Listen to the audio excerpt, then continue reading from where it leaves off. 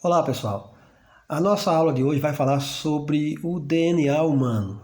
O DNA da espécie humana é composto por 46 cromossomos, ou seja, 23 de origem paterna e 23 de origem materna. Mas antes de tudo, vamos entender aqui o que é DNA. DNA é uma sigla que significa ácido desoxirribonucleico. É uma molécula, certo? Responsável pelo código genético, pela herança genética, e essa molécula ela é composta por 4 nucleotídeos, que são a adenina, guanina, citosina e timina. Sendo que a adenina se liga com a timina e a guanina se liga com a citosina. E a ligação dessas moléculas se dá por pontes de hidrogênio, certo? Por isso também a definição de ácido desoxirribonucleico. A figura a seguir mostra o que é esse DNA, certo? É uma figura muito clássica. Esse formato espiralado, né? É um formato já convencional. E nós temos aqui o cromossomo, que é nada mais nada menos do que a fita de DNA enrolada. E temos aí as 4 bases, né, que formam essa estrutura, né, que é a adenina, citosina, timina e guanina, certo? Cada uma exemplificada por uma cor. E elas formam esse entrelaçamento, né, essa molécula complexa. E essa molécula carrega toda a informação genética de uma célula ou de um ser. Eu costumo muito comparar o DNA a uma escada, certo? Retorcida, onde os degraus são as 4 bases nitrogenadas, né? Que é a adenina, citosina, timina e guanina. E o corrimão dessa escada é o açúcar, né? Que açúcar é esse? A desoxirribose, tá certo? Então é uma molécula muito complexa, responsável por toda a nossa herança genética.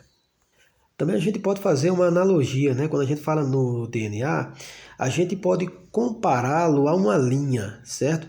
E quando essa linha está toda enrolada, ela se forma num novelo. Então, linha é o DNA, né? A própria fita, e o novelo é o cromossomo.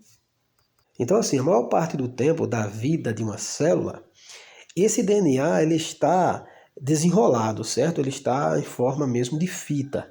Apenas nos momentos em que a célula vai se replicar, certo? Ela vai se reproduzir, é que esse DNA fica compacto, certo? Se transformando no cromossomo, para que a divisão seja uma divisão com sucesso, certo? E que não falte nenhum pedaço. Mas, eventualmente, nessas divisões ocorrem erros, certo? Então, o cromossomo ele não vai completamente inteiro, certo? Para a próxima célula criada. Isso é o que é conhecido por anomalia genética. Mas graças a algumas anomalias, certo? Ou mutações genéticas, né? É que a seleção natural trabalhou em cima dessas possibilidades, tá certo? Desenvolvendo novas formas, novas estruturas e de novas criaturas para povoar o ambiente. Então nós temos aqui propriedades do DNA. A gente sabe que quando se fala em propriedades do DNA, a gente sempre deve botar em mente que existem 2 grandes propriedades do DNA. Uma delas é a replicação e a outra a transcrição. Então a gente deve sempre pôr isso em mente. Quais são as propriedades do DNA? Ele tem a capacidade de se replicar e ele tem a capacidade de transcrever. Então a definição aí sugerida, né, de replicação é a duplicação deste DNA para que novas células sejam formadas com a mesma constituição genética. E a transcrição é o processo pelo qual se faz o RNA. Gente, RNA ele é outra molécula feita a partir do DNA. Então, o RNA é uma fita de proporção bem menor do que a do DNA E essa fita, ela serve de molde, de forma para se fazer proteínas. Então, o que o DNA está sempre a fazer é a sua própria replicação, né? E a possibilidade de se criar estruturas dentro de uma célula que é através do RNA, que é o molde da construção das proteínas. Nós temos aqui nessa figura um modelo de replicação da fita de DNA, tá certo? Então a gente vê aí uma fita primária, né, essa parte de cima, e a gente vê do meio para baixo ela se separando e se duplicando, tá certo?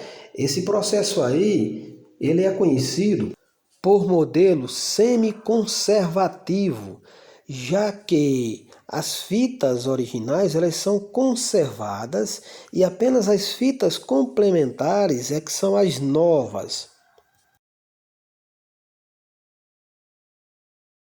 E se acoplam na fita que foi aberta. A gente nota aí que há duas fitas, né? A partir de uma existe a abertura dela e ela se complementa, certo? Com nucleotídeos livres dentro do núcleo da célula, que estão ali exatamente para esse propósito. E esses nucleotídeos livres, a gente nunca deve esquecer que eles são também chamados de bases nitrogenadas, né? E aqueles nomes lá, adenina, citosina, guanina e timina, certo? Então, sempre quando a gente falar de nucleotídeos, a gente tem que lembrar deles. Então aí a gente tem nesse outro modelo aqui, nós temos aí mostrando um modelo semiconservativo, né? Que ele é formado a partir de duas fitas, a fita se abre, né? A original, ficam as duas originais e elas se complementam com nucleotídeos livres, certo? Aí tem esse outro modelo conservativo que a gente pela figura vê que toda a estrutura se conserva e não apenas uma fita dessa estrutura de DNA, né? Então todo o DNA original se conserva e apenas uma fita complementar inteira é que se forma, né, a partir dessa fita original. Tá certo? E já no outro modelo dispersivo, ele nos mostra que tanto existem pedaços inteiros originais, certo? Da anterior fita de DNA, como pedaços novos, essas partezinhas brancas, né, pálidas que a gente vê aí na figura, elas nos indicam isso. Então esses são os três modelos, certo? Para a replicação do DNA.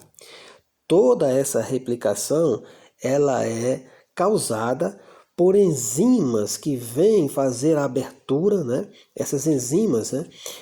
A mais comum, né? É a DNA polimerase, que ela que faz o ajuntamento de nucleotídeos livres, formando uma nova cadeia de DNA. A gente tem aqui só essa outra exemplificação, tá certo? E o nosso próximo slide vai mostrar o processo de transcrição. Lembremos que transcrição é a produção de uma fita de RNA. A gente vê aí a fitinhazinha amarela, certo? Primeiro a gente vê a fita de DNA com essas duas cores aí, essa cor rosa e o azul, né? Ela sendo aberta, certo? Agora, dessa feita não é um DNA polimerase, né? A enzima responsável por essa abertura agora é a RNA polimerase, certo? Ela vai fazer agora uma fita de RNA. O modelo dessa fita é um pouco parecido com o do DNA. A gente lembra que o DNA ele é feito por adenina, timina, citosina e guanina. Mas o RNA existe um outro nucleotídeo, que é a uracila. Então a conjunção agora do RNA vai ser nesse formato: adenina, uracila, citosina e guanina, certo? Porque não tem timina, certo? Na estruturação do RNA. Essa é a única diferença, certo? Do RNA para o DNA. Além do tamanho, né, que o RNA é muito pequeno, né, e além da função, que a função do RNA é fazer proteínas, né, existe essa possibilidade de não haver a timina no RNA, e sim a uracila. Então temos aqui a enzima RNA polimerase, né, pegando a fita de DNA, abrindo, certo? E formando uma fita complementar de RNA, certo? A partir de um ponto original. Isso acontece, a enzima, ela identifica o local onde ela vai agir, tá certo? Então existe uma sequência de nucleotídeos lógica que essa enzima vai, digamos assim, pousar, né, acoplar em cima dessa sequência, e a partir dali ela vai construir uma fita molde, certo? Complementar, de um certo tamanho e para uma certa finalidade.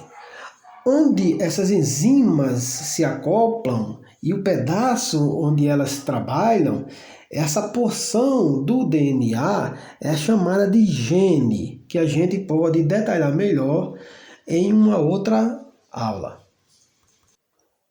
Então, gente, essa foi a nossa aula, né, falando sobre as propriedades do DNA, que é a propriedade de replicação, ou seja, fazer outro DNA, e a propriedade de fazer a transcrição, ou seja, transcrever uma molécula de RNA a partir do DNA, tá certo?